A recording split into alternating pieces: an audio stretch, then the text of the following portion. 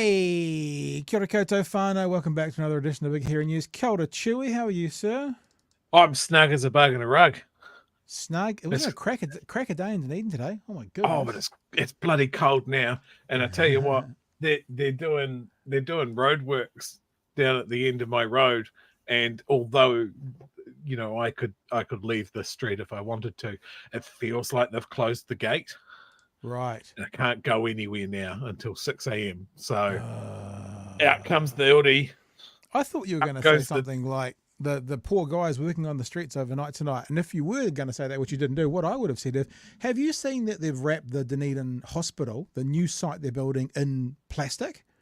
Like the whole hospital has been wrapped in plastic. And I can only assume it's to help keep the workers warm during winter. Because obviously there's no leaky house they have to sort out. There's no roof that they need to then take off because there's no roof yet. The only thing I think they must be doing is, you imagine June the 14th, 2 degrees, and the wind whipping through that site. I imagine they've only done it to maybe protect their workers. That's the only thing I can think of. And I thought, good on them. Well done, lads. And I hope they get infinite hot cups of tea. Hot cocoa. Lovely tea. Hot cocoa. Now, we've got a guest joining us this morning, and we've only got Robert for 10 minutes or so. So lovely patrons and lovely small talk at the start we'll not bother with. So we'll get to Robert first, and then we'll get to the small talk after Robert, because it's a very important issue. And Robert's been all over media, all over New Zealand today, obviously talking about what's happening between Iran and Israel. So let's just get into it and welcome Professor Robert Patman to the show. Good evening, sir. It's been a while. Yes, indeed. Good evening, Pat. Good evening, Chewy. It's been a minute, as the kids say, Robert. It's been a minute since we've had a catch up. A minute. Thanks so much for joining us. It's a pleasure.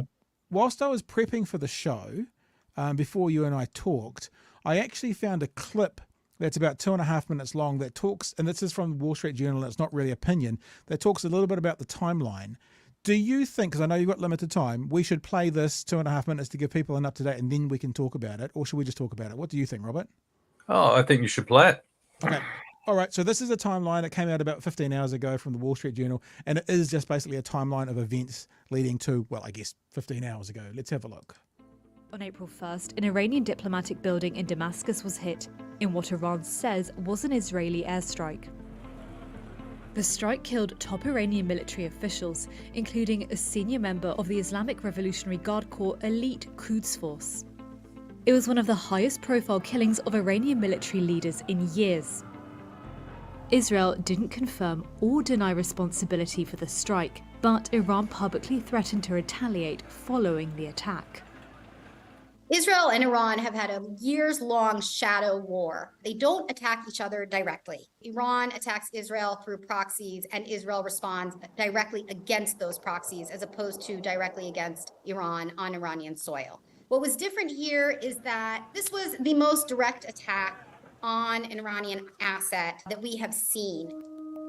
On April 4th, Israelis started to report GPS errors, with some apps placing Tel Aviv residents in This Lebanon's is madness, capital, the Beirut, technology. some 130 miles to the north. The reason? The Israeli military was scrambling GPS signals within the country to thwart missile and drone targeting systems. אנחנו נדע להגן על עצמנו, ואנחנו נפעל לפי העיקרון הפשוט שמי שפוגע בנו או מתכנן לפגוע בנו, אנחנו נפגע בו.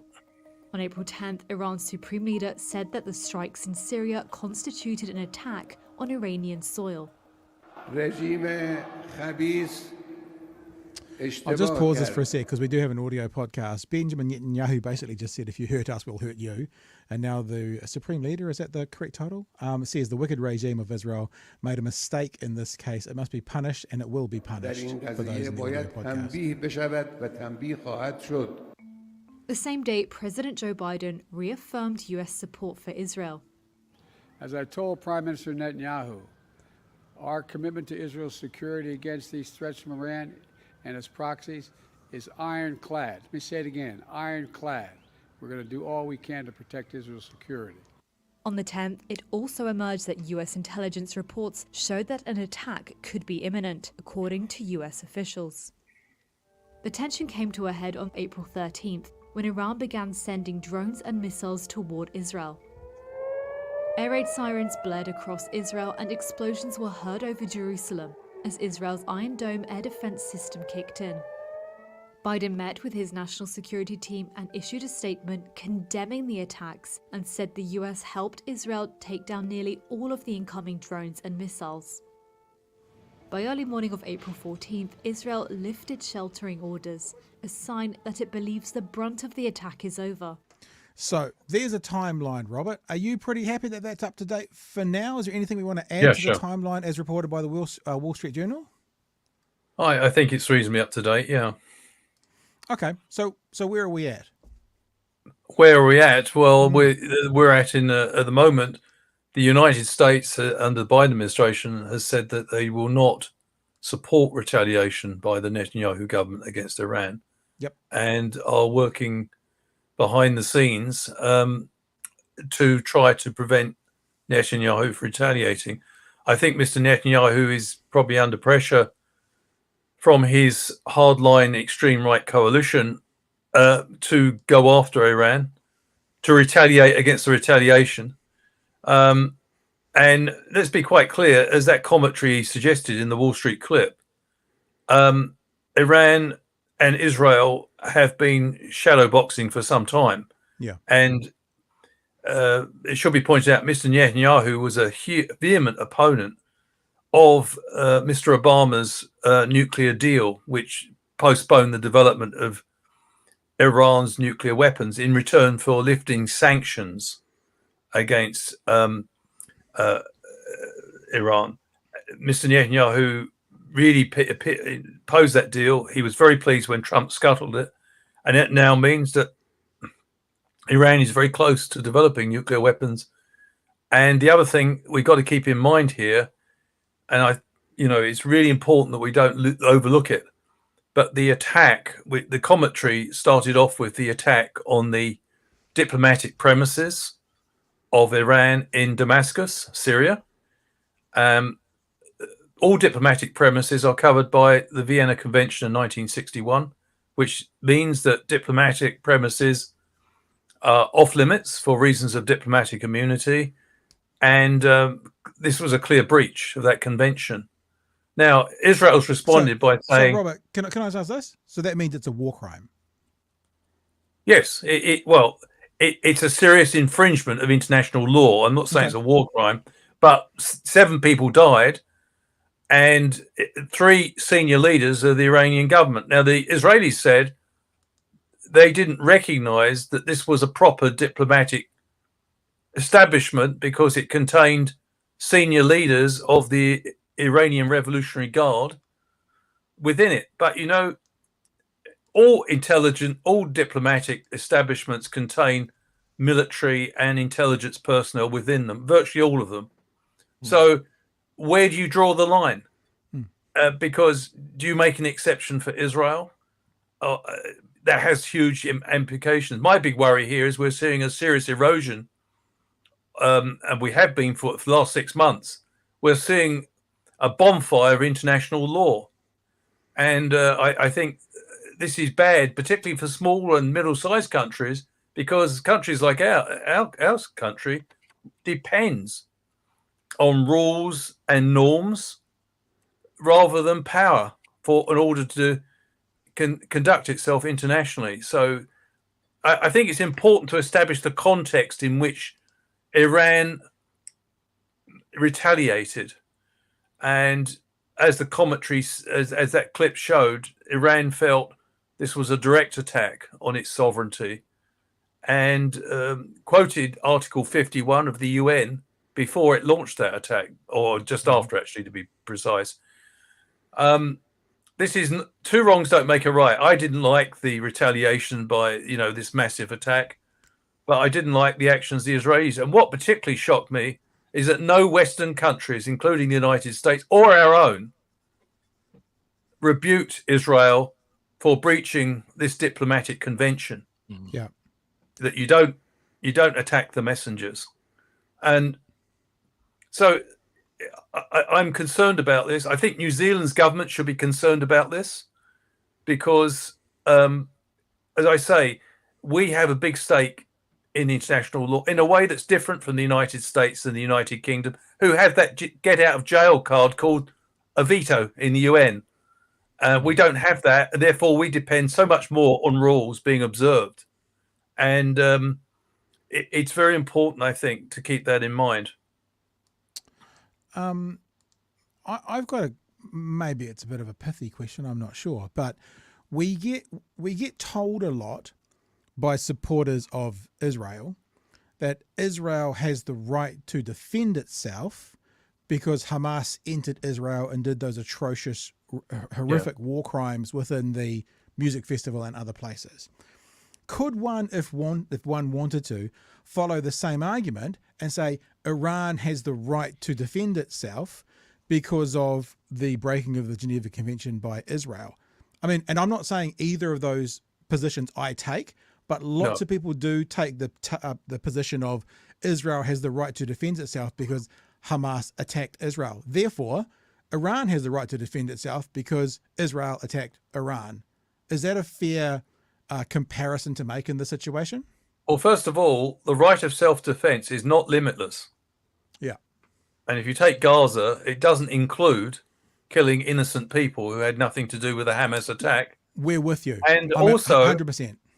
And also with respect to Iran, their right of self-defense, which they quoted to justify sending more than 300 missiles and drones towards Israel. Many of them were intercepted, we understand, actually all of them virtually.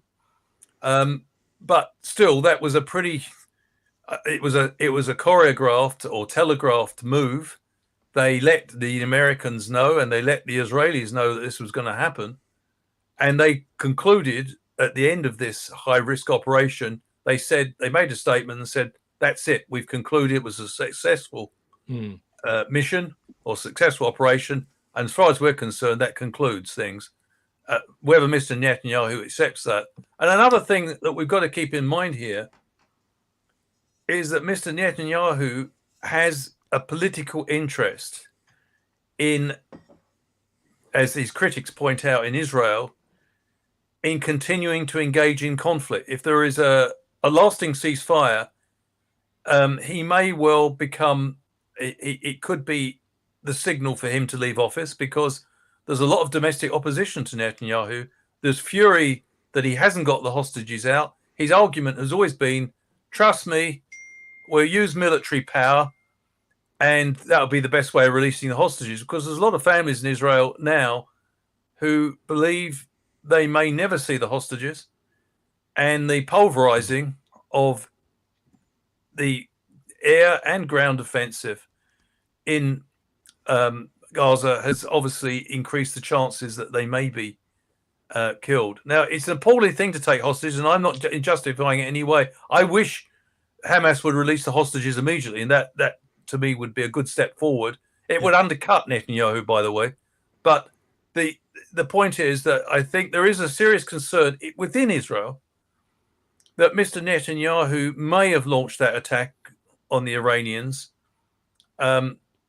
partly to widen the war. There's no doubt about it. Iran has been prodding at Israel through Hezbollah and the Houthis. So I'm not trying to say it's all one way. But there is a big concern here, which the Americans must be aware of, that to me, there's two red lines coming up. The first red line, the Americans have said publicly they do not support retaliation by Netanyahu's government against Iran. Will that stop him? And what will happen if he crosses that red line? Second red line is the Americans have categorically said he must not launch a full-blown offensive in Rafah, where there's high concentration of Palestinian civilians. And he said repeatedly he will. So, you know, America has enormous leverage in this situation, but it's very reluctant to use it. And you know, it's going to be very interesting because Mr. Biden's domestic situation in electoral terms is showing signs of fraying. So there's a lot of young people who would vote Democrat who probably won't be in the next election. And of course, that raises the specter of Mr. Trump making a comeback. Good Lord. Imagine that. Chewy, you got something, mate? Jump in. Oh, there's so much to unpack there. I mean, as far as taking on a diplomatic post, like bombing a diplomatic post in a third country, I don't think that there is a country on earth that would just let that slide. This is like Russia bombing the US embassy in Poland. And I don't think the Americans would let that lie. I don't think that realistically Iran launched this attack with any real hope of anything getting through Iron Dome. It seems to me that they've launched cheap drones and old ballistic missiles as kind of a message. They telegraphed the attack. They warned everybody in the region that it was happening. And as you mentioned, the absolute cherry on the top is that statement they put out that basically went, and we conclude this matter. You know, Iran, as much as I am not a fan of that regime for so many reasons, seemed to play the diplomatic game here very, very well. And I think you're right, Chewie. I think it was 13 days, the interval between the attack on the Iranian consulate in Damascus and when they launched this retaliation. So it was a carefully measured response. I think it was done with following discussions, indirect discussions with the Americans. The Americans certainly knew it was coming, and they were warning the Israelis. The situation now, though, is very dangerous because it has been dangerous throughout. This, by the way, we're talking about a situation which was eminently predictable once America gave unconditional support to Israelis' retaliation against Hamas. It should never have been unconditional. I was shocked by that. They know Netanyahu full well, and they know that he's in denial about a Palestinian state. So we have a situation now where the Americans are arming another country and they're using American weapons for purposes that America doesn't support. America wants a two-state solution. Netanyahu doesn't. Can you think of, it's very difficult to name another country which gives a great expense to itself weapons for a purpose which it doesn't endorse. So yeah, I mean, that's it's an extraordinary situation. But it's going to have a domestic price in the United States, I fear, for the Biden administration. And it's also a bit of a test, I think. I was quite impressed by Mr. Peter's speech in the UN General Assembly. I thought it was belated. It was a great speech, but it was 4 months too late. It should have been given at the end of October. I think he said all the right things. I just wish it had been said a lot earlier because, unfortunately, New Zealand, which is widely respected as a country, a sort of voice of reason in many respects, we don't have an axe to grind in the Middle East. And I think, had we been a little bit more vocal, we might have acted as a playmaker, as a country that could ask the Americans to rethink their strategy. I mean, the other liberal democracies, it's easy to blame the Biden, and quite rightly so, because the Biden administration have basically facilitated this awful situation in Gaza, which can only be described as, a stain on humanity. In the 21st century, we have more than 33,000 Palestinians killed following a dreadful attack, as Pat pointed out, on Israel. But two wrongs do not, make the right outcome. And, 14,000 children have been killed who, by definition, were not involved in Hamas. And the world has largely stood there and watched because of the absurd system of vetoes within the UN Security Council. We have 5 countries who can basically block anything they don't like. But the irony is they can't solve the problems themselves. So we're falling between two stools. We're denied an international solution. The majority of the UN, by the end of October, saw the necessity for an immediate and lasting ceasefire. Since then, since the end of October last year, that possibility has been repeatedly thwarted by the use of the veto. Even when the Security Council belatedly, about 2 or 3 weeks ago, finally passed a resolution calling for an immediate ceasefire because the United States didn't exercise its veto, it abstained. But guess what? The Americans then declared that resolution was not binding, which is extraordinary because every single resolution of the Security Council is binding. That's the distinction between the General Assembly and the Security Council in the UN. Resolutions passed by the General Assembly are not binding. Those passed by the Security Council are. So it's at the moment we're seeing a situation which is tragic and dysfunctional. And as one American commentator put it recently, it's difficult to argue that Israel is now more secure after 6 months than it was, when Hamas had attacked. So it's very different. And now we have the specter of the war spreading. Something's got to give in this situation. At some point, Mr. Biden's going to come under serious pressure from his own party to rein in Netanyahu, I believe. It was very striking a week ago, a letter signed by even Nancy Pelosi, a great supporter of Israel, basically said that we need an immediate ceasefire. Yeah. And it is a very difficult situation. Hey, Robert, thanks for joining us tonight. We stayed for a few extra minutes than we would have you for, so we'll leave it there and let you go. Thank you so much for joining in with the conversation. We'd love to have you again super soon, or maybe we'll see you down the Octagon sometime. Okay. Thanks very much. Thanks, Cheers. Robert. I think one of the points that Robert made also, which we can talk about now, but we, as we always say, we stand by the commitments we make to people's time, is the idea about Biden losing Gen Z and maybe even some millennials. And I don't know the exact numbers. Someone could Google this and tell us, but it's something like Biden won by something. I know he won by millions of votes if you add up all the votes, but the reality, because of their system, he won by something like 40 or 50 or 60 or 70,000 votes in 4 counties. Like those 70,000 votes in a few number of counties were actually the difference between him winning and losing. And so if you were to lose kind of those votes, then welcome back to the White House, President Trump. So yeah, I mean, I guess Biden's got to pick which is more important, that he keeps Trump out of the White House, perhaps steers fascism away from the American political system, or he keeps the Zionists happy and perhaps those who have always been intimately intertwined with Israel and the political system happy, which is he's going to have to pick one. Yeah, I think if you game this out, it gets real concerning real quick. Because if you have Trump gain the White House again, he'll go full throttle support for Israel.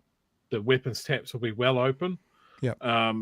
He'll do some really inconsidered attack on Iran and potentially kick off that whole region. And he'll abandon Ukraine and Europe. He will throw NATO to the wolves. And I think what we're seeing in Europe at the moment is a lot of those NATO countries going, holy shit, support from the US is not guaranteed. So let's build more weapons factories. Let's basically rearm. The mass rearming going on, and especially coming out of Sweden joining NATO, is these guys know that America, the support that they have had from America since the end of World War II is gone if Trump gets back in. Yeah. And look, like that question I asked Robert, which was obviously fairly loaded and obviously aimed at the people for the past 6 months who have been saying Israel has the right to defend itself. You're following their logic. An attack on Israel's soil by an outside agency, Hamas, means they've got the right to defend themselves. Following that logic, those same people who have been saying that now must, by definition, albeit unlikely, say, yeah, it's fair. Iran has the right to defend itself. Like, we've never said that. And I don't think either of us, truly not speaking apart, believe that, turning Gaza into a car park is defending oneself. But that excuse being used by people, if it gets used back to them now, they'll say, oh, no, it's different.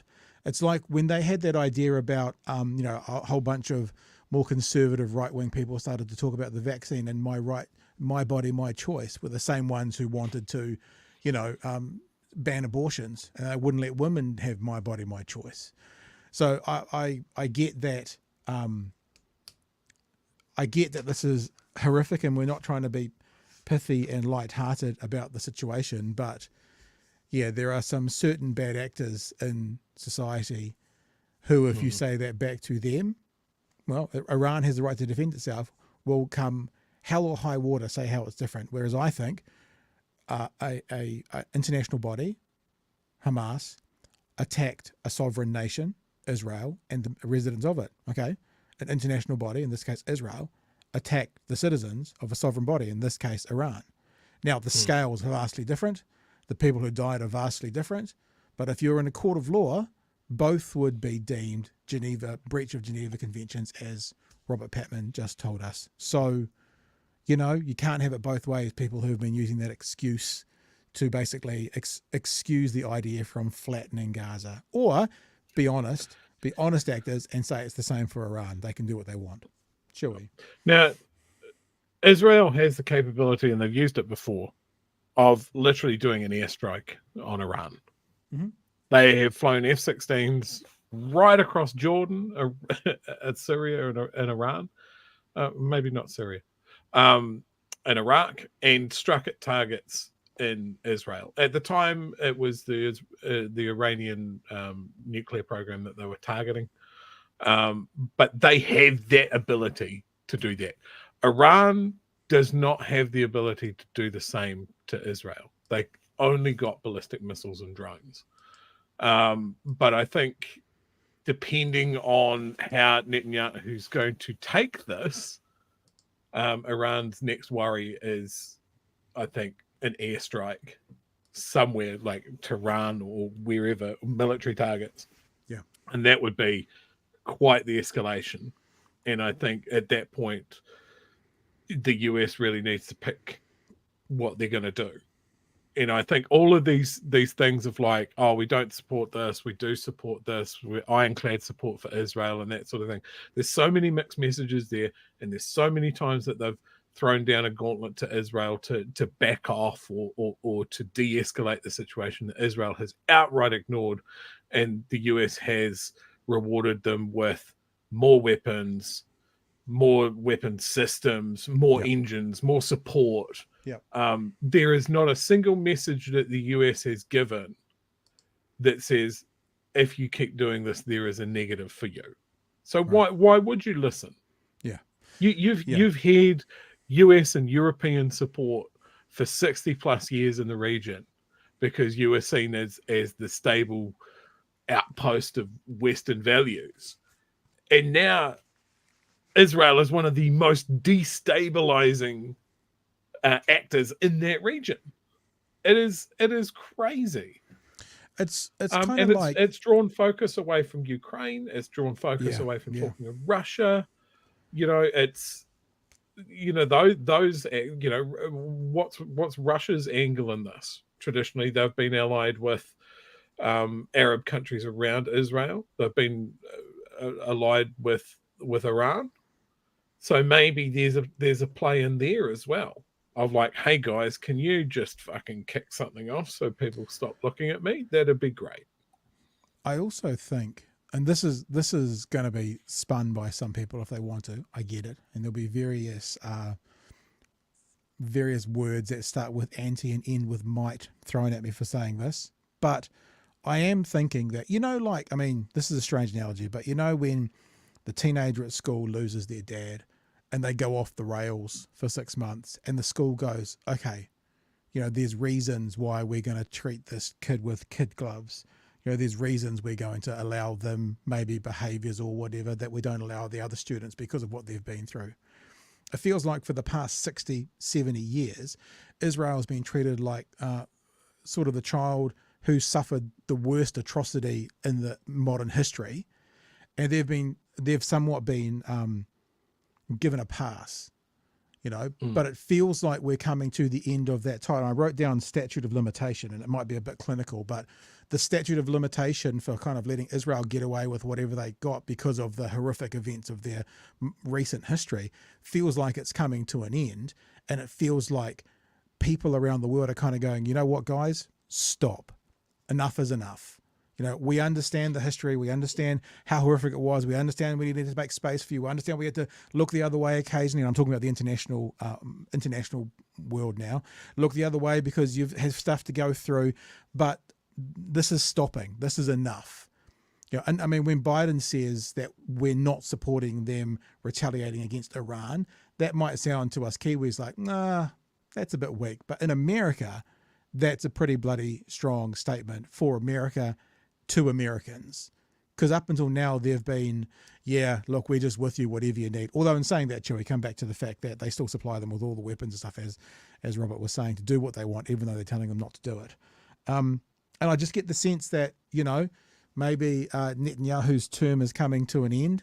I don't know whether that means literally shortly or in a while, but the ideology that he follows, the iron fist that he follows, might be going out the door, and a new international model might be coming up with a number and the percentage. I mean, I've seen polls in Israel of up to 70% of citizens aren't happy with how Netanyahu was operating, especially in the Gaza situation. So maybe I don't want to be flippant and talk about that analogy I just made, but maybe the time for their horrific past and being given a pass for it is coming to an end, and now they're being called on their actions rather than being excused for them by the international, by governments around the world, Joey. Yeah. There's that hangover from the Holocaust, and I think the way that Israel has developed, there's things that I can understand. They've spent most of the history of the modern Israeli state is one of having to defend itself by a lot of very well-armed and populated countries around them. And that's prompted a history of, if we get hit, we hit back hard and we hit back immediately. Yeah. And that's just been built on. They're an overmatch for everybody in that region.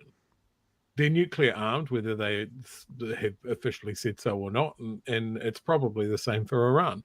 That is, everybody should be super worried about that. And I think when we talk about the US elections, that's going to be decided on, very much like our one, on domestic issues. Like, American voters really don't give a shit about the things that we give a shit about, except for the younger ones.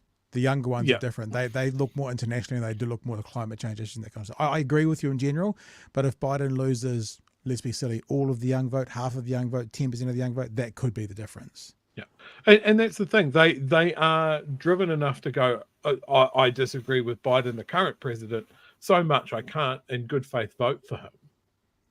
And then they just don't vote at all. Yeah. They're not actively voting for Trump. They're just leaving space for him. And like that's the thing with their system. Where else can they put their vote? Yeah. They just don't turn out. Yeah. They don't take their day off work to go and vote. They don't travel for 40 miles to vote. They just go, fuck, I don't have a dog in this fight, and they're both terrible, so I'm not going to vote. And this is a problem when you have people in a position where they don't have a valid choice to vote for, they disengage. Yeah. No, I'm with you. And just so you know, I like biltong. It's delicious meat. You were saying earlier something that's biltong and then biltong and then biltong. That's what I heard, at least. I heard biltong. I quite like that South African meat. It's quite nice. All right, team. Let's say a huge thanks to our patrons. And there's been several people who have joined over this weekend as well. Thank you so much for being a part of what we do. If you are interested in finding out more about what we do, let me try and remember the names, so I've put them on there. I think Dommy down the bottom signed up, and Karen signed up over the weekend as well, and our coffee runner. I appreciate that very much. God, that's a big list. Christine Havis signed up. Michael Pickett signed up, and I'm pretty sure Janice Lavelle signed up as well. So all you guys help us do what we do. We genuinely appreciate what you do. When you see the comings and goings of various media companies like RCR, I've actually got the emails from RCR the week that they closing down and the begging that they were doing. I was going to do it tonight, but I haven't had time to put it together. Maybe we'll look at it tomorrow night. We genuinely thank you guys. And one of the things we do is we like having a bit of a meetup once in a while. And we had a bit of a meetup on Saturday morning. And this might be a bit OTT. It might be, but because I didn't ask permission, I blurred everyone's face. But there's a bit of a picture of that one. That face is there is not blurred. Because how could you ever blur that face? Always got to be crisp and clean, that face.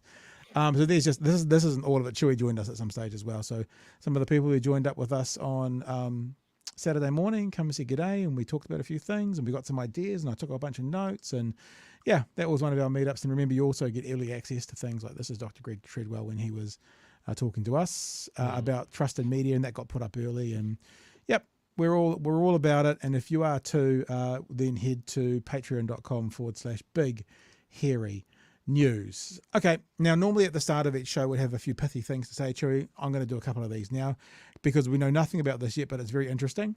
News Hub staff called to meet important business update tomorrow. So this is just tonight. News Hub staff have been called to a meeting for, quote, an important business update, end quote, on Tuesday. Staff will send an email Monday evening asking them to join in the newsroom for an announcement from Glenn Kine, Senior Vice President and Head of Networks at Warner Brothers. Last week it was confirmed they'd shut. Reports had emerged that WBD, Warner Brothers Discovery, may consider outsourcing the product of a 6 p.m. news and 3 Now. However, during last Wednesday meeting, Kine said that there was currently no deal.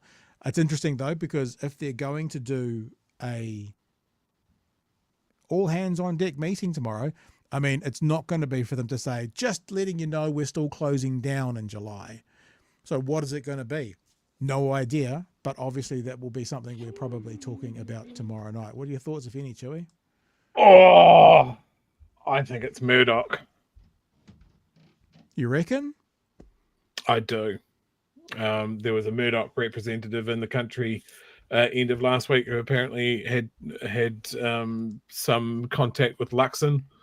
I think it is too good an opportunity for him to ignore. Traditionally, he hasn't been able to gain much of a foothold here in New Zealand. If he can swoop in and pick up an entire news division, I had my doubts that a lot of them would want to work with Murdoch. But if it's their only option, like I think that would be a net negative for this country. A lot of people agree with you. Yeah.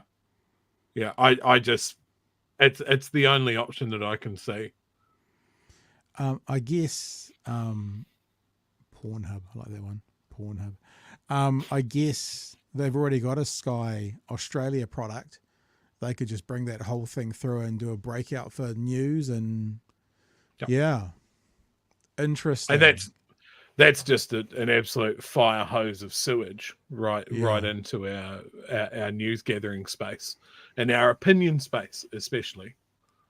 I think we'll look fondly on News Talk ZB in comparison.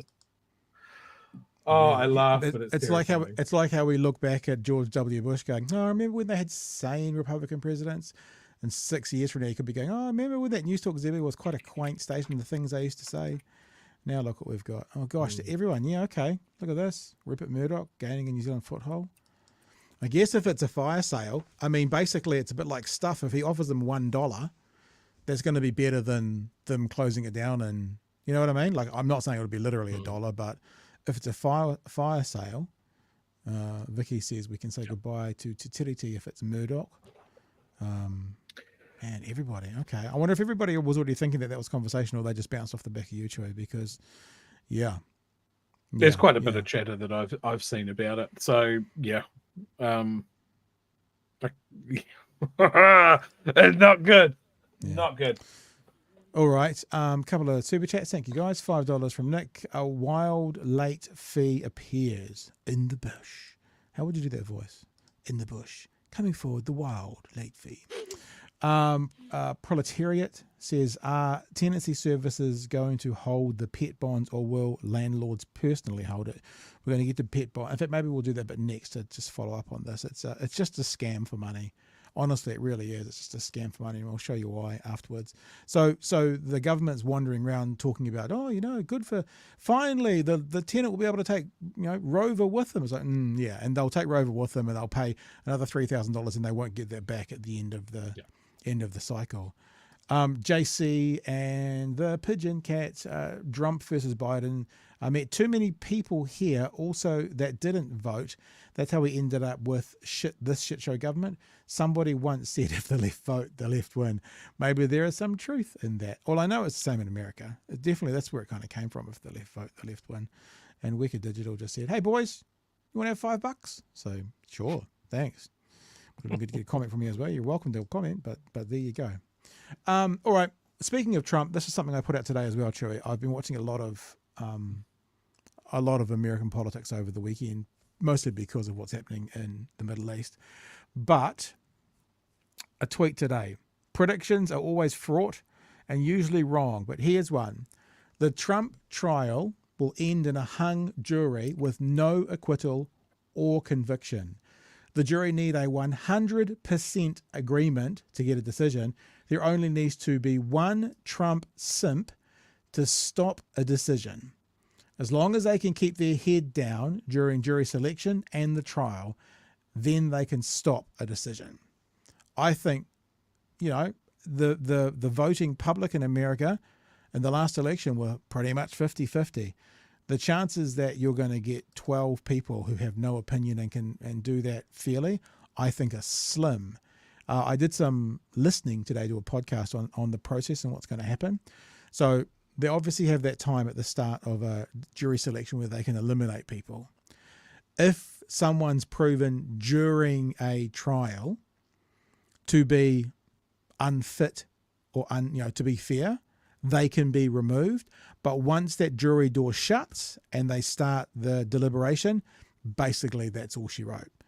So if you get a Trump sycophant in there who can be quiet during jury selection and keep his or her head down during the trial, they can stop it happening. And I just think the chances of 12 good and fair people, is what they call them, coming to an agreement at the end, or it could equally be said the other day, a Biden sycophant might stop a non-conviction, an acquittal as well, and that'll be hung. I think it's more likely that a Trump sycophant will stop a conviction, but a Biden sycophant could also stop an acquittal.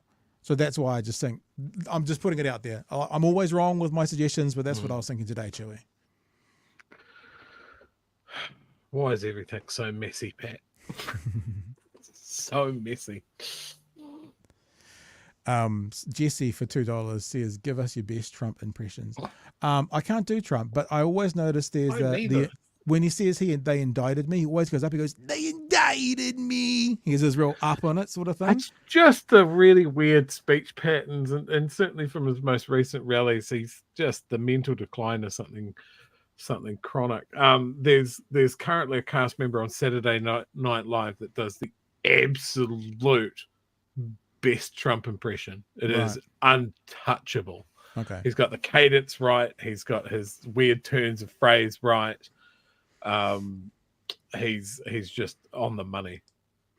And also we've been told off by Kiwi Skirt. Kiwi Skirt says the pictures in the shop are blank. We need to fix them. Well, that's because Kiwi Skirt, we do merch drops. There's not always stuff available. And in fact, possibly next week we'll do another merch drop. I don't know. We should do a Team Trump one. See how that goes. So that's the situation at the moment, Kiwi Skirt. But thank you for your super chat. And you can just email us and tell us that as well. You don't have to do a super chat, but thank you. Appreciate it. Oakley Dokley Neighborino. What did I say we were going to do next? Because I said pet bonds. Pet bonds. All right. Here we go. When the idea of pet bonds first came out, I was okay with it. I've done this before as a landlord. I've said, okay, you can bring your cat, but I want to have a bond. Nothing official. I've just done it privately with a person, and it's always gone back to them. But the way it's being done now, I'll show you the one line before we watch the story that says to me, okay, this is just a big up for the landlords. Tenants will be liable for all pet damage to the property, this is the bit, beyond fair wear and tear. So for those who don't know, fair wear and tear is like, you're expecting some wear and tear on your house as long as it's fair. It's not a hole in the wall. But what they're saying is pet damage to the property beyond fair wear and tear. This means a tenant is fully liable for any accidental or careless damage caused by pets, as well as any intentional damage, obviously. Tenants will only be allowed to have a pet with the consent of the landlord, who can consent or withhold on reasonable grounds. This is the line that scares me: beyond fair wear and tear.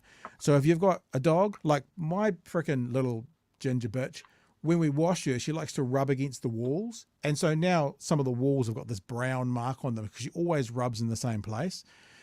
We would be culpable for that.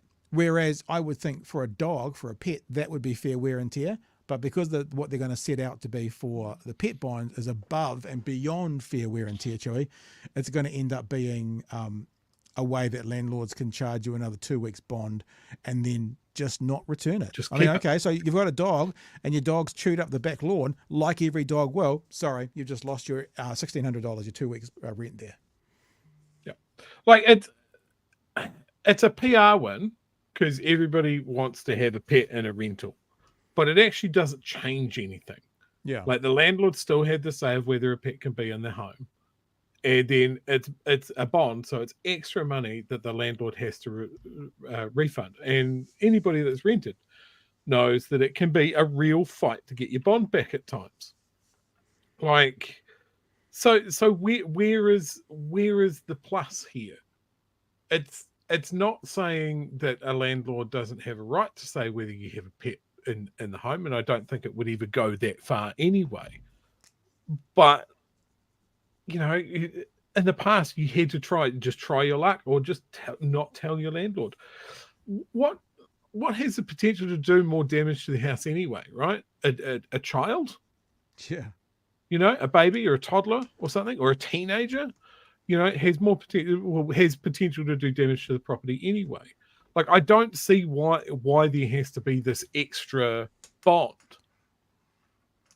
If the tenant moves out of the house and it needs to be professionally cleaned or it needs to be fixed, that happens anyway, right? But this is potentially another 2 weeks rent. Yeah. That cannot come back to you. Yep. Potentially. Yep.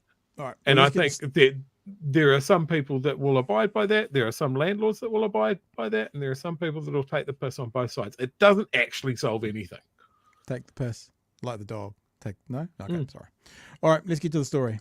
Landlords will be able to charge an extra 2 weeks bond for tenants who want to move into rentals with their pets under proposed changes to the Residential Tenancies Act. The government's move is designed to reduce the risk for property owners who can still say no to pets if they have reasonable grounds. Abby Wakefield reports. For this Wellington resident, Archie is so much more than just a pet. He's more family than my parents. I spend more time with him than I do with my parents. But finding a roof for them both to live under was difficult. It's a nightmare if you can't afford to buy a house. In an effort to change that, this is a very lady hawk.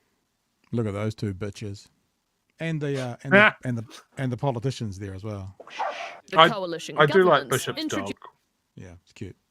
What is it? That doesn't necessarily reflect its owner. Introducing pet bonds. We know that many landlords right now just simply say a blanket no to having pets in their properties. It also addresses a much darker problem, which is abuse of animals to get at people. Because often it's a partner being abused who stays in an abusive relationship for fear their pet will have nowhere to go. What the That's fuck a is real that? edge case. Well, that's weird. Let's see some numbers. I mean, I'm sure that happens. I'm sure people stay in abusive relationships for their kids and stuff as well. But the way fucking Seymour's talking about, it's like every third pet owner out there. It's like, what is he talking about? And can I just say, the kinds of individual who would be up for abusing a partner, obviously more often than not the male to the female, probably doesn't give a shit about pet bonds anyway. Probably has a dog in the house without even kind of getting permission. So that's a strange selling point. All you abused people out there who don't want to leave your pets, things will be good now. I don't know. It's weird. Yeah, that is super strange. Like, I don't doubt that situation has existed, but it's weird to bring up. It's a strange one. Like, this is the whole reason for this piece of legislation. Yeah. All right. We'll keep going with these two bitches and their owners. For fear their pet will have nowhere to go. It will be a maximum of 2 weeks' rent, additional to the standard rental bond, and tenants will be liable for damage beyond fair wear and tear. For years, tenants have been asking for a proper mechanism to allow them to move in with pets. So I think this is a fantastic opportunity. It's going to be great good comment for there from a landlords, rental because there is company. now some money there if things do go wrong. The new rules do require consent from landlords. The Tenancy Tribunal will still be the arbitrator of disputes. The landlord might well say, well, look, you want 20 dogs on your property. Nice try, but that's not something I'm up for. The question of reasonableness, again, not is a something real that's worked through situation? as part of the tribunal what's process. with all It's these massive estimated long bows? 64% of New Zealanders own a pet, with the most common being cats and dogs. Of those, around 3/4 say they consider their pets to be part of their family. The legislation changes are expected to come into force towards the end of next year. Yeah. So, I mean, to me, it just looks like a way that the government creates again, potentially a good headline. Potentially they're saying, hey, all you renters, you're now, but nothing changes. If a landlord goes, no pets, then there's no pets. But what it does do is it gives the landlord the ability to withhold. And so I'm just working it out, Chewy. Most places you pay 3 weeks bond now. Some places you pay 4. So that means potentially 6 weeks bond. If you're $800 a week, 6 8, that's $5,000. Best part of $5,000 you got to put down to get the house now that you're paying 2 extra weeks for a pet as well. I don't see it quite as clearly as the government is telling us. Let me put it that way. No, because the examples that they've got are just such ridiculous examples. Like, no one's saying that there's renters out there that want to move in with 20 dogs. There are people, like the majority would be cats, some would be dogs and that sort of thing. And it's just like the damage that those sort of pets can do to a property would be equivalent to what a toddler would do. Yeah. Piss and poo on the carpet and scratch a door frame or something like that. But it's all stuff that can be remedied. I don't see, I want to see renters have more security in their places. Of course. And pets are part of that, right? There's so many benefits to having a pet, like for your physical and your mental well-being and all of that. And there are so many people, like when I bought a house, the big driving factor was, finally I can get a dog. Right. That was one of the big ticks for getting my own house, because I wanted one for so long. And I just knew that there's no landlord out there that would let me have one. If someone's there, they're more likely to stay in that property, which again is a plus for the renter, not necessarily a plus for the landlord. Yeah. Yeah. I don't see the need for a carve out for a specific pet bond when you could just say, look, it comes under the same catch-all that it does for the bond already. If the house isn't given back in the condition that it was given, minus fair wear and tear, you don't get your bond back. Yeah. Personally, I think if anyone was taking this up and going, I'm going to pay the pet bond, then when they leave, it automatically hit the tribunal button, go straight to disputes, tenancy disputes, if you don't get your bond back immediately. It's just the only way to be sure. I know someone with a property, and they were asked by their tenant, can we get a cat? And they just sent a message to each other that said, that's fine, comes under the bond. And you agree today that no matter what, you'll steam clean the carpets when you leave. And they went, yep, done. So as you say, if there is damage to the property from the cat, it'll come out of the bond, and they've already agreed to no matter what, there is agreement to steam clean the carpets. So they'll hopefully return it in good or maybe a bit better condition. I mean, I think the same process would be, better if it was something along the lines of that, is that a landlord must have a fair reason for denying a pet. Yeah. and for the protection of the landlord, that yes, something like that, like we can put in the condition that the house must be professionally cleaned. Yeah. When you if you have a pet when you leave, and then there's protection for both parties. Yeah. You know, it seems like this is lip service to the renters, but the true benefit is to the landlords. Yep. And as the rental companies. Dave's pointed out, and what you've already said a couple of times, Chewy, so landlords should have a child bond. Yeah. Yeah, but they know that there's no way in hell they'd get away with it. So, yeah, pet bond it is. Yeah, thanks for the super chat. All right, now listen, people often call us on our bias, which we are overt with, but we say, what's that saying? We walk and eat gum or something like that. I don't know, I can't remember it. Chew gum. And we say when something is worthy of being applauded, we applaud it. Here's something that I support the national government doing. Let's have a listen. Minister Christopher Luxon says he'll look at changing the tax-exempt status of churches this term, adding he's open to suggestions they should pay up. But those comments today drew the ire of church leaders, including Destiny's Brian Tamaki, who says the current settings reflect the good they do in Funny, Tamaki raises his head when he thinks about having less money in his pocket. the community. Nick Trubridge has the story. Some say it's an ungodly law, churches going tax and rates free when Joe Public pays up. But that could change. Do you think churches should have to pay tax and rates? Look, I'm actually quite open to that consideration of actually thinking through the broader dimension of our charitable taxation regimes and making sure that that's relevant. Under New Zealand law, churches are exempt from paying tax, but Christopher Luxon's left the door open for changes. Yeah, we'll certainly be looking at things like that this term, yep. It's not a priority. But for right here, right now, not a focus for us. But it sure has provoked a response from the country's Christian churches. Can I say a couple of things? First of all, not to get up, it's not that churches pay no tax, because if churches have employees, they pay PAYE. And the other thing is, any kind of charity, churches included, aren't allowed to run at a profit. So their money goes back into something. So look, I'm on board. I think churches should pay rates. I think they should pay taxes. I don't think people should get back the money from the government that they give to a charity. I'm on board. But, you know, we also got to be fair and clear that there are taxes coming out of the church community, even if it's just PAYE. Everything, I guess I was going to say everything they buy, there's GST in it. Maybe a charity can claim back the GST. I'm not sure about that one, actually. But certainly there are some monies coming out of a church in taxes. And, for example, if a church hires a place, so in other words, it's renting off someone, then that someone pays rates and that someone. So there's a couple of, whilst I'm on Luxon's side with this, well, potential side, there are a couple of caveats that it's only fair for us to mention, Chewy. Yeah. Right, we'll keep going.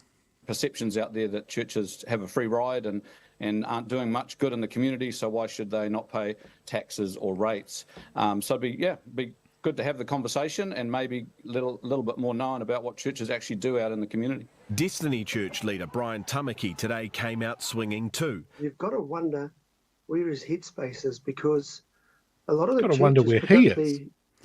He's in a very expensive bus. Those are bus mirrors.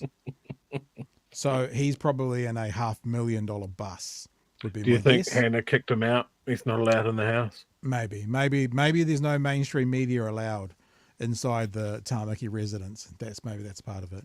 A mess that dysfunctional governments leave in society. Tamaki says his church's social programs are run without government help and have a positive impact. And when you think about he's going to tax that, or he's going to tax our income, I think that's what he's talking about. I'm going to send him a big bill at the end of every year. I think he's going to send you a big bill, mate. What about that good Christian outworking? Only if I get paid. Only if I get paid will we run these events for our community. All comes back to the money. Hey, that's a good Christian outreach, isn't it? Charging all the costs that we're doing for free. Christopher Luxon's desire to explore taxes for churches is hot on the heels of a similar call from Auckland Mayor Wayne Brown when it comes to rates. Under the Rating Act, places used for religious worship are exempt. The Mayor says that should change. Well, everybody that we provide services to, which are pipes and water and roads and footpaths and all rubbish collections and all those things, everybody who uses them should pay for them. But Tamaki says he effectively does pay rates on Destiny's Auckland headquarters as the property's leased. But if the Mayor gets his way, other churches occupying Auckland's priciest sites may be forced to fork out. So there's a story, Chewy, and people often say, well, when do you guys ever support? I mean, Luxon wasn't jumping up and down to do it, but he said he'd investigate it, and I tell you what, I would support him on that. We've got something else to talk about with Brian Tamaki, but first, your thoughts around that? Yeah, look, I think when the tax code was sort of settled and they were looking at churches and that sort of thing, we didn't have the landscape of different factional churches that we do now. And I think that assumption that it's a church, so it must do good work in the community, it was enough back then. But now we don't look at them. And I think if you do open it up and go, well, look, you do have to pay tax on your income, you do have to pay rates to your local council and that sort of thing, that still leaves the door to go, if you can prove what good you're doing in the community, then you can have a tax write-off. It's more visibility into what activity you're actually doing. Like if you want to spin up a set of social housing or a food bank or something like that, or even if Destiny's programs can be proven to be effective and not just another side hustle, then that would be great as well. But yeah, I mean, when it comes to, you know, you talked about if a church leases its property, you know, the landlord is still paying rates and that sort of thing. In Destiny's case, his headquarters in Auckland is leased. Yeah. I don't know the legitimacy of that lease. I wonder if it's leased from him, from a church member or something like that. But I think if you've got someone like the Tamakis that have such an extravagant life, like they're buying $210,000 vehicles, they've got multiple properties, they're traveling the world, the Harley Davidsons that their circle have, and all of that sort of stuff is just remarkable, and it just reeks of a tax-free life. But maybe that's why. Maybe their pay comes from what would be paid in tax, and if they lost that, things get exactly. And I don't think some more visibility into what these organisations are doing, and it's still a level playing field. You know, prove what you do for the community, put a value on it. Yeah, I don't think that's a bad thing. And yeah, you're right. When I saw that come out and Luxon didn't just immediately write it off, I went, oh, yeah, I don't think I would have expected that. And this is the right thing to say. Yeah. Although I will take a half step back and go, he hasn't made any commitments. He said he's open to it. We'll see if he actually does anything about it. I just think that it's a bit of a no-brainer. Although I do also think, you're talking about when tax codes were set up, there would have been far less of an effective social like a net to catch people in, social welfare state. So churches did do a lot in that area. You know, churches looked after people, churches fed people, churches housed people. But what's happened is when churches started doing less and less and less of that, that's become more the operation of government. Now, I think there's nothing wrong with a church who is doing something that the government could or should be paying for, to then go to the government. So they're paying their taxes now, and they're going to the government going, well, you need to help fund us this because we're doing your job. I think both of those things are fair. But for a long time, I've always thought these two things. Taxes and churches, and the big one for me is also donations. People donate money and then they get to claim a portion of that back, and then the government pays for it.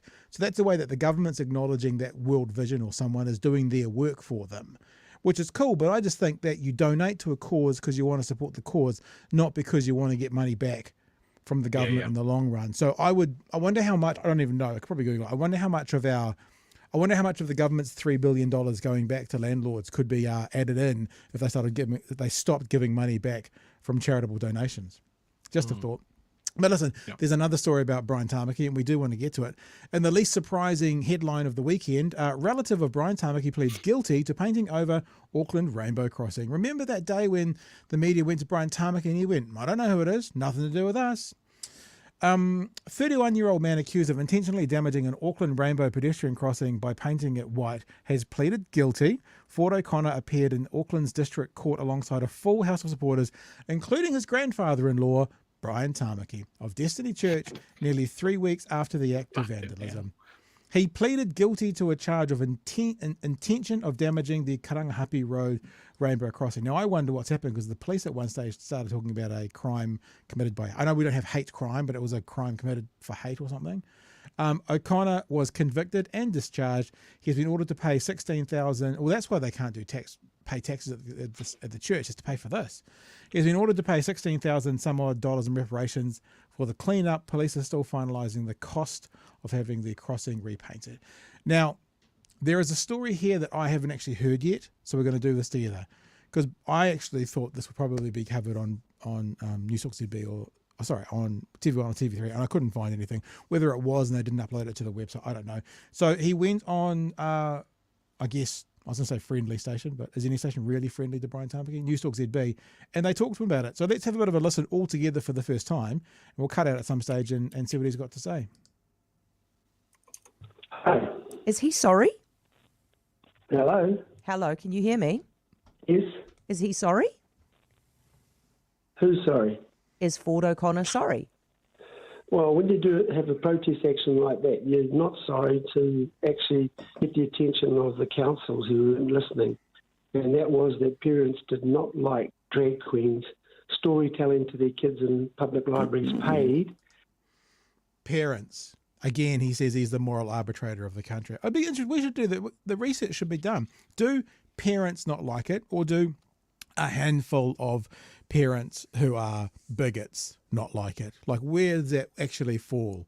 And it's good that Brian Tamaki is saying, it's fine to break the law, cause damage to public property if it's a protest. Okay, we just need to remember that for the next time he comes out against people protesting who may cause damage to public property. I'm not saying I support that, but I'm saying he's saying he supports that.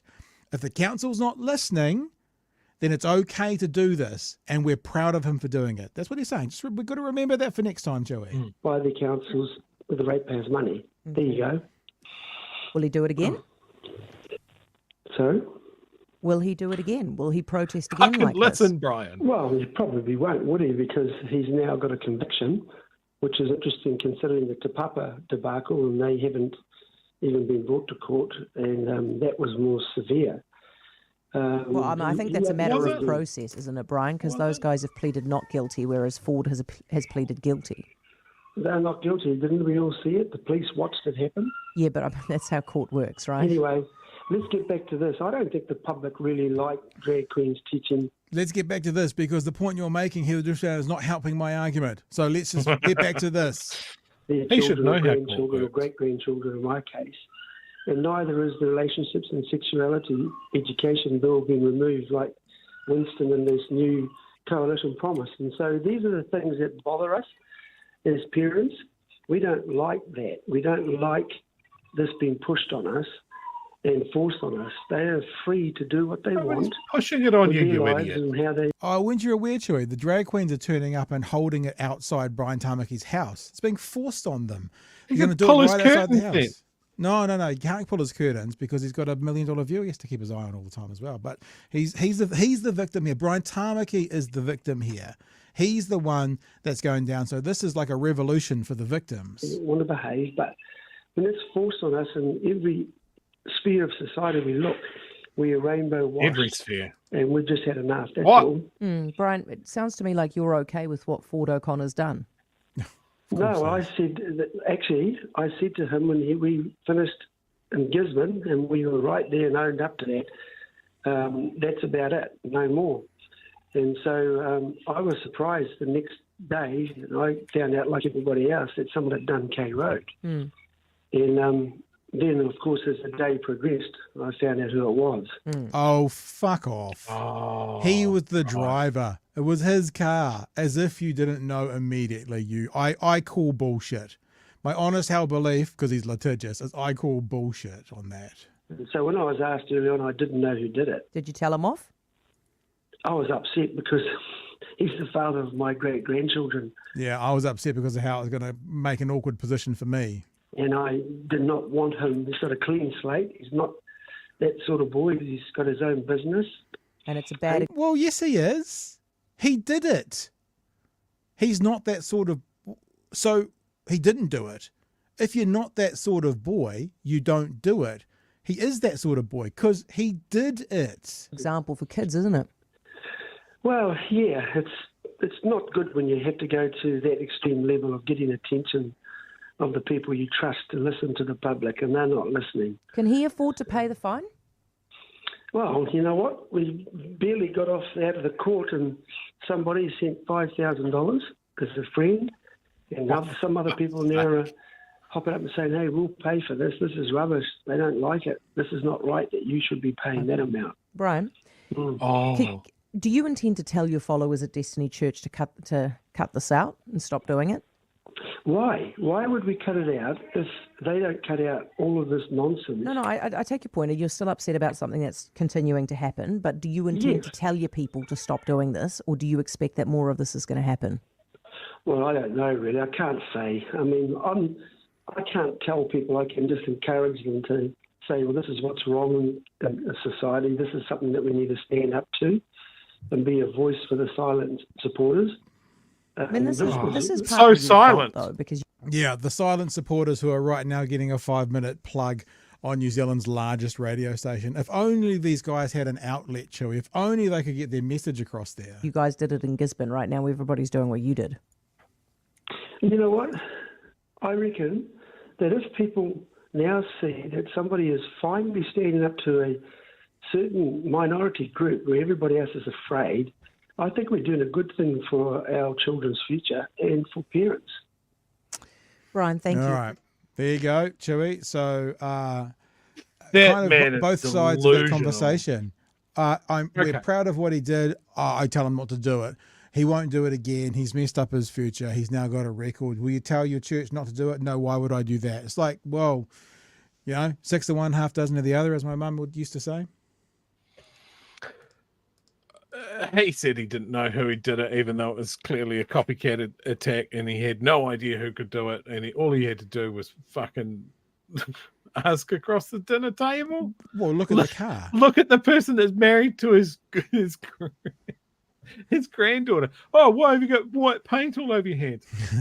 Can I just say this is potentially a pretty mean tangent, but here we go. Ford O'Connor. I left high school at the age of 15 to pursue a career in painting.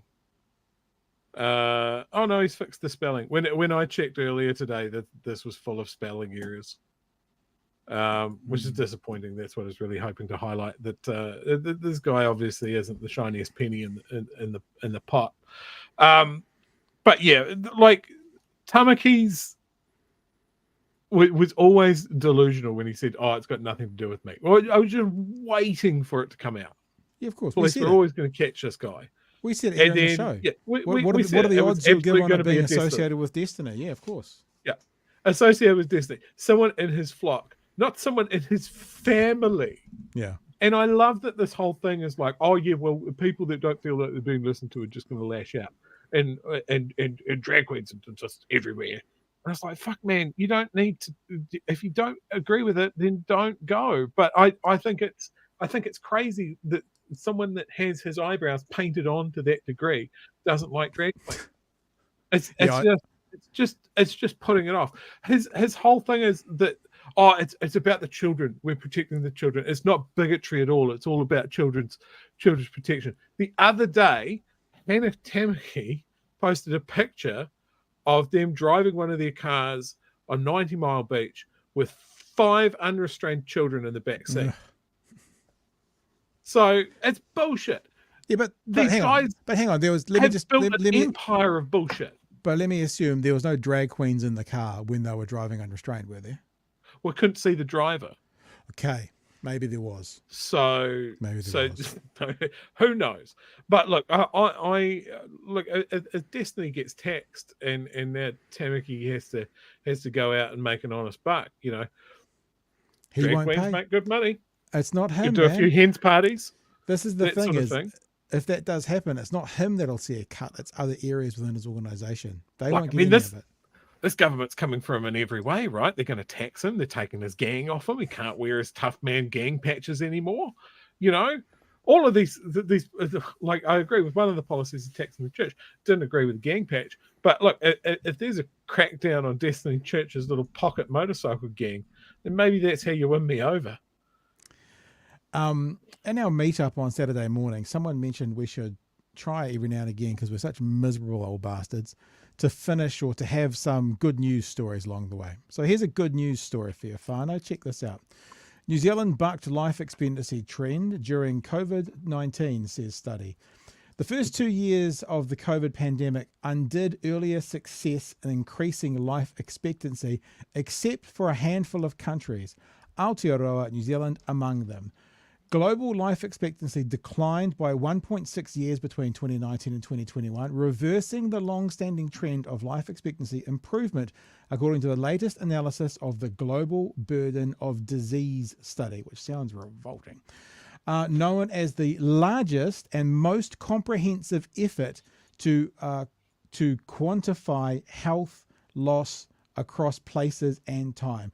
Coordinated by researchers at the Institute for Health Metrics and Evaluation at the University of Washington and published in The Lancet on 11th of March, it tracked trends in excess mortality and life expectancy within and between more than 200 countries and territories. But for 7 of those, New Zealand, Taiwan, Mongolia, Japan, Iceland, Antigua, and Barbuda and Barbados. We got it. Barbuda and Barbados. We'll get there. The all-age excess mortality rate for 2020 and 2021 combined was negative. That's except for those countries. That means the locations experiencing fewer deaths during the first 2 years of the pandemic than expected based on past trends. This is another bit to remember. In 2020, 20 countries and territories had negative excess mortality, while in 2021, only New Zealand and Barbados had negative excess mortality. There's more to find out in here, more top line. Adults worldwide, the COVID pandemic had a more profound impact than any event seen in half a century. It reportedly killed nearly 16 million people worldwide in 2021, accounting for 12% of deaths. Lots of interesting information there. But this is is it a golden dagger, silver bullet, to put in the argument for anti-vaxxers forevermore. So I did this today. This is on Twitter. Take that, COVID conspiracy theorists. New Zealand bucked life expectancy trend during COVID-19 study. Now I suppose the worldwide study and stats are wrong because something with vaccine Bill Gates. And by the way, thanks Jacinda. Now, you'll appreciate that got a fair bit of response. The first one in there was trials and death. I'm sorry. It's over. I mean, we already knew it was over, but now it's over. That how New Zealand treated COVID was far and away one of the best in the world. And there are tens of thousands of New Zealanders that were there at the end of COVID that wouldn't have been there otherwise. Now, some of them were elderly. They might not be here today, which is sad. But certainly tens of thousands of New Zealanders did not die in the COVID pandemic than would have because of how we handled it. Case closed. Argument over. I think, Chewy, from now on, we won't be punching down anymore because anyone who still adheres to any of those other things, I wouldn't trust to sit the right way on a toilet seat. Yours, sir. It's a great phrase. Yeah, and look, it's one of those things where you knew it was coming and you're just waiting for it. Waiting for the studies, waiting for the global results and all of that sort of thing. I think most people knew that this was how it was going to play out. Yeah. Like I think realistically we've got a noisy fringe of people that are grifting, that have an axe to grind, and who have misled a whole bunch of people. Yep. And you can see that they are frantic now because they've got to find another thing to pivot to. Yeah. Because they will lose people. They will lose people that are sort of going, I don't think this guy that I've been following since COVID is really telling me the truth. It'll bleed through. Yeah. No, it absolutely will bleed through. And here's one. I want to give you one response that I've got on my Twitter, and this is actually something that is not included in the data, but it's just a really interesting point. So Robin messaged me and said, not to mention that in the second week of lockdown, I got a life-saving operation, and by that I genuinely would have died without it.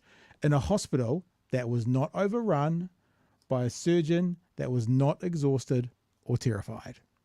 How many of those stories do we have in New Zealand? Remember, we saw in New York literally bringing in ice cream trucks that were cooled so they could load the bodies up into the back of them because there was no room left at the morgue. So that's just really another tangential example that there's probably not showing in the numbers of how this has helped people. You don't have to go far to find the opposite of that in, say, the UK.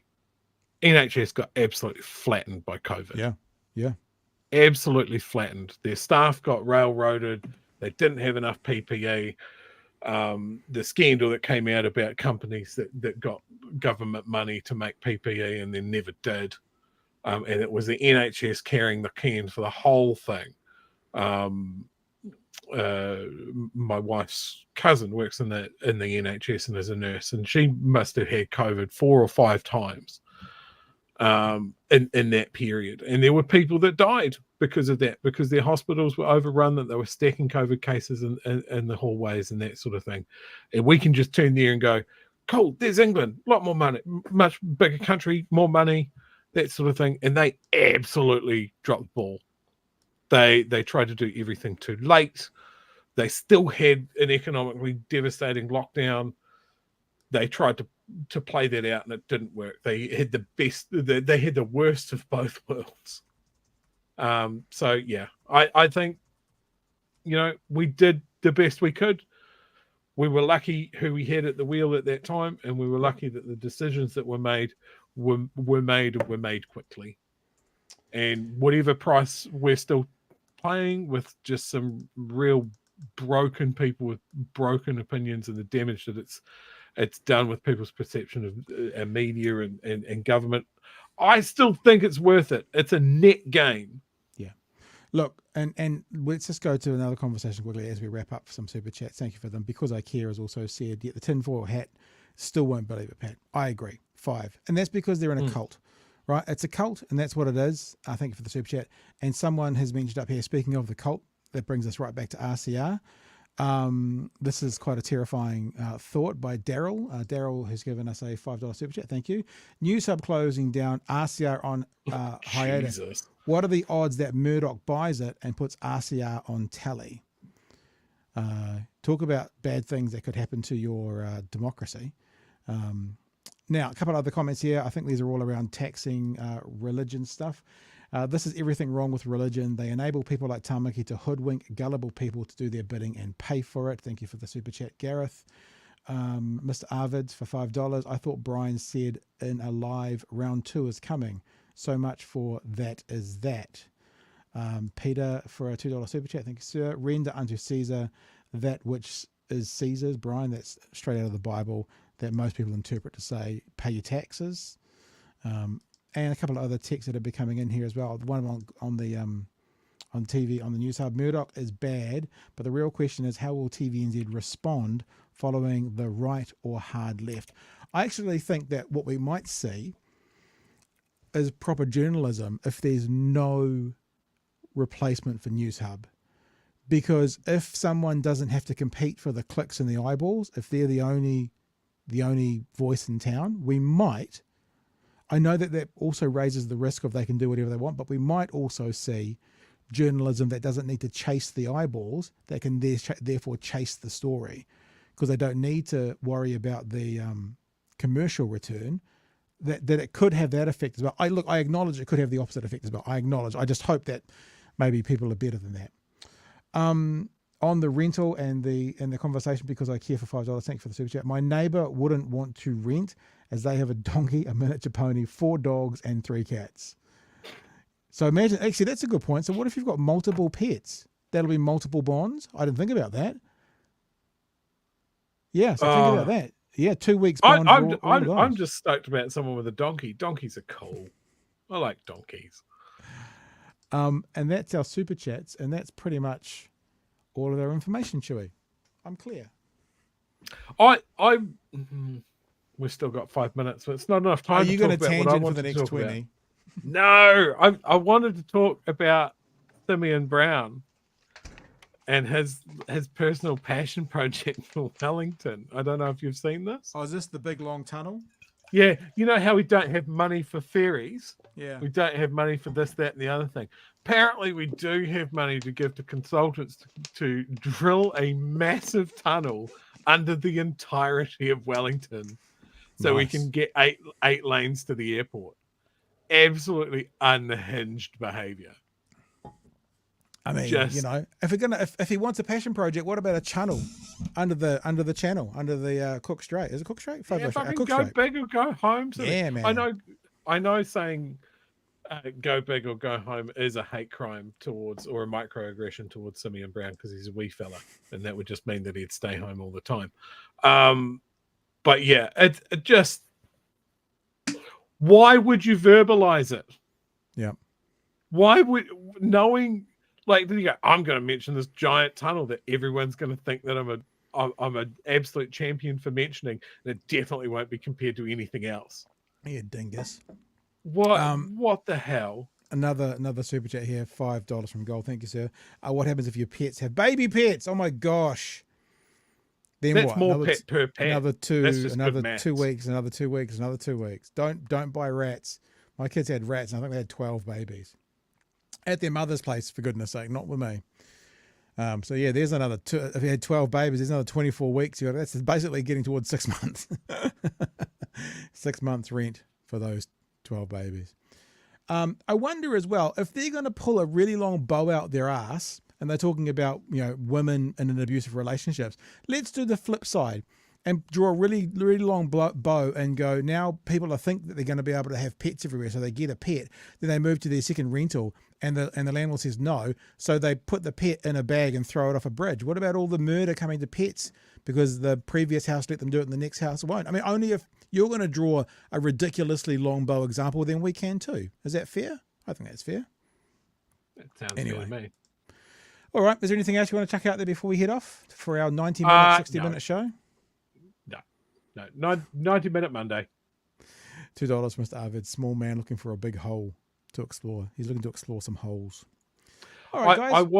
I do have one thing. I was looking for a picture of what this tunnel is supposed to look like. It's not April 1st, is it? Is it April 1st? No, it's not. I don't know, but I've just found this one from Reddit, which is just amazing. Top secret, Simeon Brown's plans for Wellington. The red lines are 6-lane motorways, and all the dark smudgy things are parking buildings. Yeah. so that's the future of Wellington. I mean, if you were going to do that, if you're going to try and get up on your high horse, well, for him it's probably a medium-sized horse, and actually talk about tunnels. A hobby horse. What about Auckland? I mean, under the Waitemata Harbour, that would be the place to go, wouldn't it?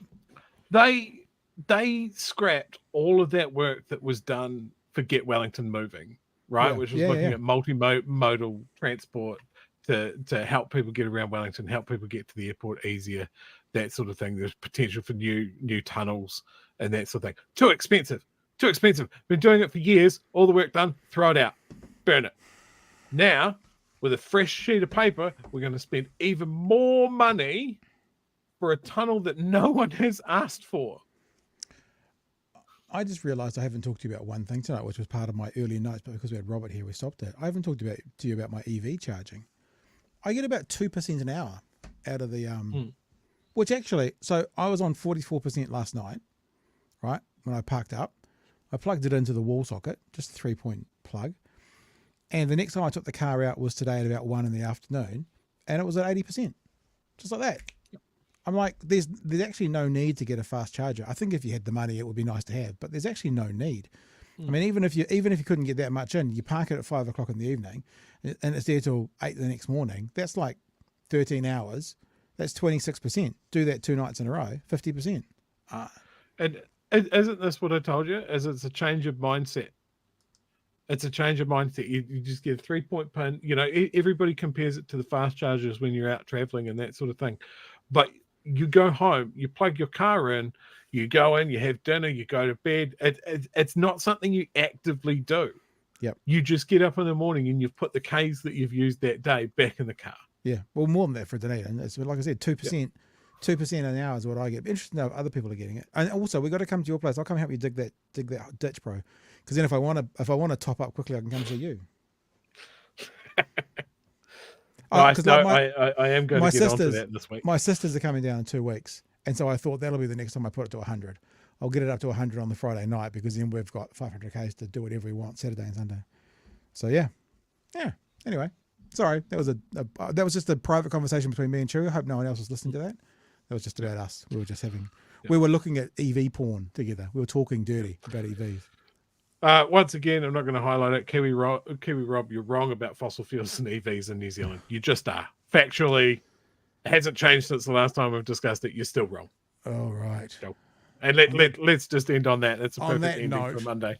Thanks, team. We'll catch you tomorrow night from 9 p.m. for another edition of Big Hero News. I might have a look at that RCR. Actually, News Hub tomorrow. What's the news going to be? Okay, so what I get the sense that we're saying overwhelmingly is, hey, Robert Murdoch? Is it right? I was going to say Malcolm Murdoch.